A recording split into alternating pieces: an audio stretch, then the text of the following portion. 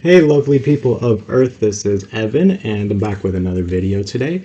And we're going to talk about an often confusing term when referring to market dynamics, and that is months supply. So what is months supply and how can I use it to make better decisions? That's the goal today. So let's get into it. I have a chart here which shows the months supply. This is the current value, and that's all fine and dandy, but what does this mean? Again, this is the monthly supply of houses in the United States by the Census Bureau, and it goes all the way back in time to freaking Cleopatra, I guess. So that's what it is. And it's very fitting that we just ended October because I have a beautiful analogy. Think of monthly supply kind of like it's Halloween and you're giving out candy.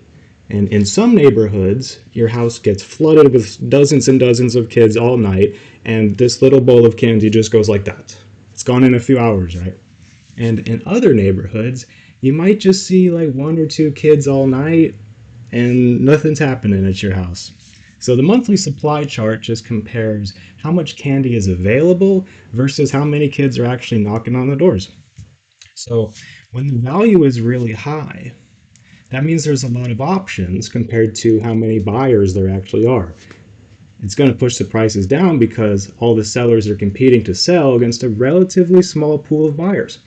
It would be like one singular kid dressed as Batman and he's trying to get candy from the entire high-rise apartment building by himself. It's going to take a very long time, and that's what month supply is. It just measures that relationship. And conversely, when the value of month supply is really low, that means houses are flying off the shelf and buyers are competing against other buyers for the same pool of houses. Now, obviously, every city has smaller markets which may or may not follow the actual trend and the overall trend, but typically, if you're trying to buy and make equity, you want to be purchasing when there's a lot of supply so you can get the best deal and not compete against anyone. Now consider this logically. If there's 10 houses for sale on Daisy Street and you're the only buyer looking to buy on Daisy Street, naturally you'll find the best deal because there's only one person they have to work with. There's 10 houses for sale and you're the only guy buying.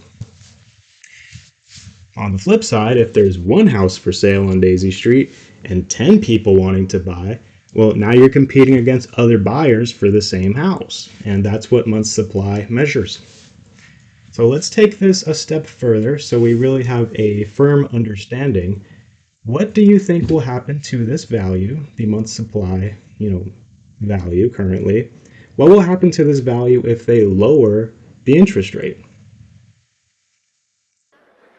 Don't worry, I'll wait. Right, exactly. The month supply will go down because now there's an uptick in demand. There's a lot more buyers entering the market for the same amount of houses, and that's going to push the value down. Right. So on the flip side, what if they raise the interest rates and now everyone's saying, oh, 10% interest rate? No way, I'm not going to buy a house. Well, then the month supply will go up, right? Because there's just less buyers in the pool. So that's it. That's month supply.